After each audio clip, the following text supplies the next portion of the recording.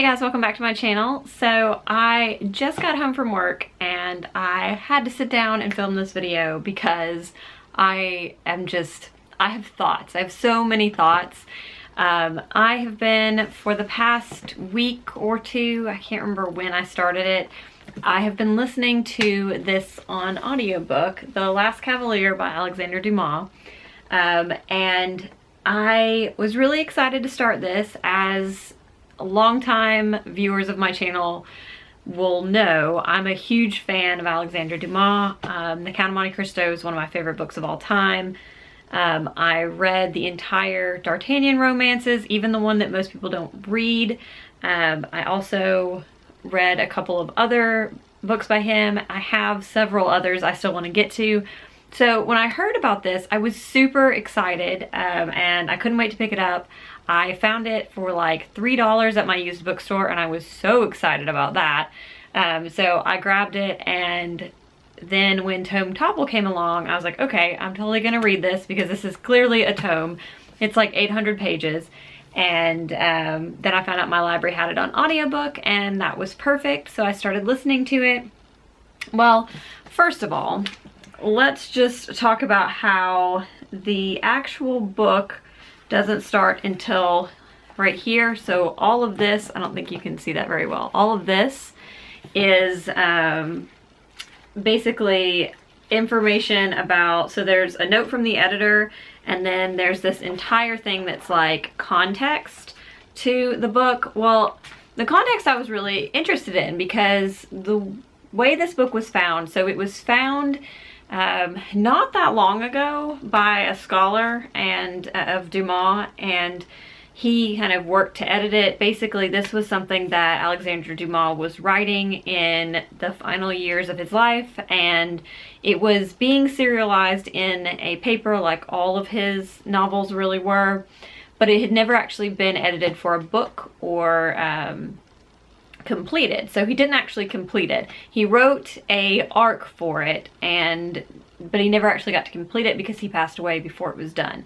Well, in talking about the context, out of nowhere, P.S. this is an audiobook I'm listening to, so I have no warning, aside from the narrator basically saying, for the squeamish viewers, for the squeamish readers, you might want to skip this part because basically he summarizes the entire plot. Well, I'm driving, so I don't have a way to stop or skip it without, you know, doing something dangerous. So I was just like, listening to it, and I got, you know, about 3/4 through listening to it, and I was able to get somewhere where I could stop it and skip over that part.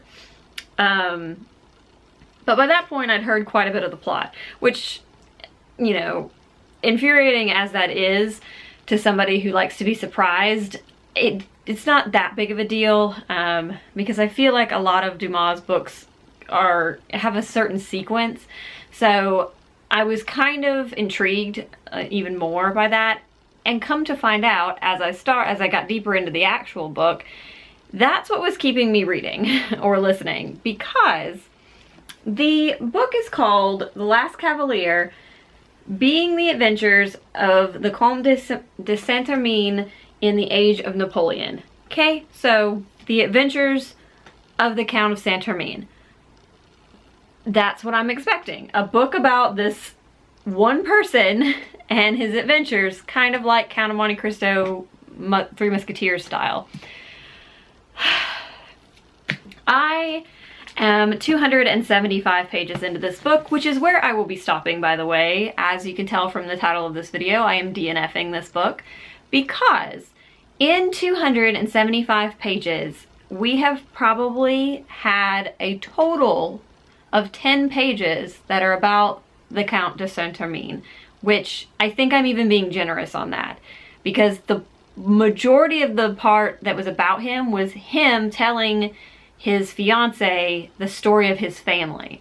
So it was really him giving us even more back plot, because the majority of this has been backstory and context and Napoleon, and just sort of giving you a picture of Napoleonic France and the different, I guess, actions that were against Napoleon and Napoleon's thoughts on that. So we spend a lot of time with Napoleon. Very little time with the Count de Saint-Hermine. And in fact, the only real plot of his that we get is the part which, not a spoiler because I believe it's even on the back of the book, where he gets imprisoned. That's it. And even the amount of storytelling for that, it was like 2 pages to get to that point when the story's supposed to be about him.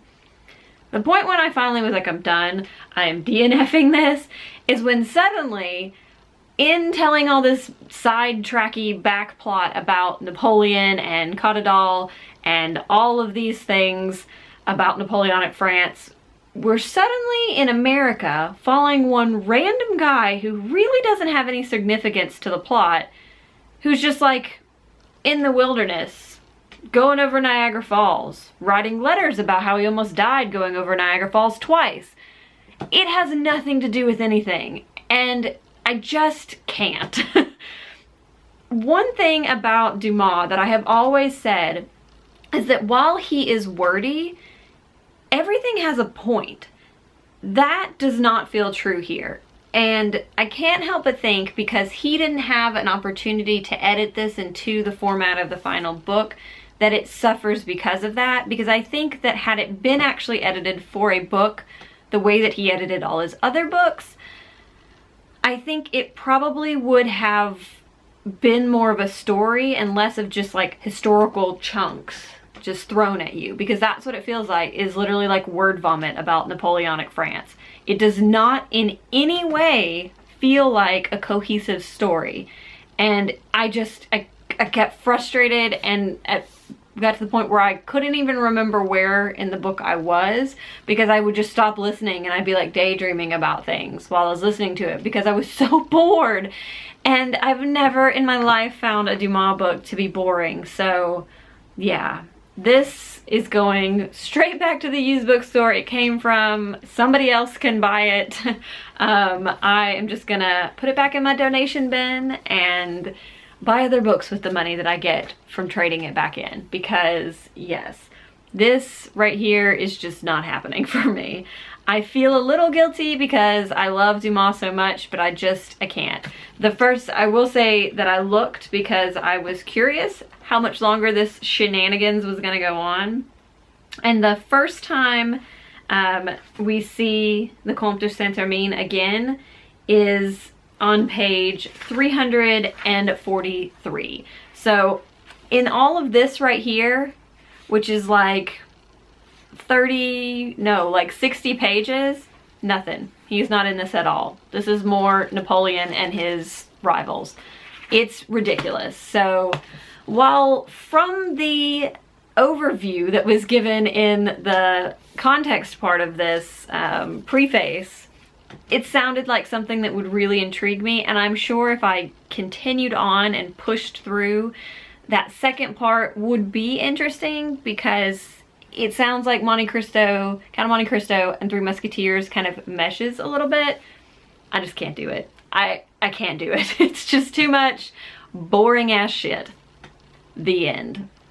Those are my feelings, and if anybody has actually read this all the way through, I would like to hear what you have to say, and if you have questions, leave them in the comments. I'd be happy to answer any questions you have about Dumas or recommendations for other books. I would definitely recommend The Count of Monte Cristo and Three Musketeers. Those are the two that everybody knows. The other one I would recommend is The Black Tulip. That one was fantastic, and I may actually reread that one, because after DNFing this, I kind of want to reread a Dumas book so I can feel better about my love of Dumas. Anyways, that is all. I hope you guys are having a wonderful day, and I will see you next time. Bye!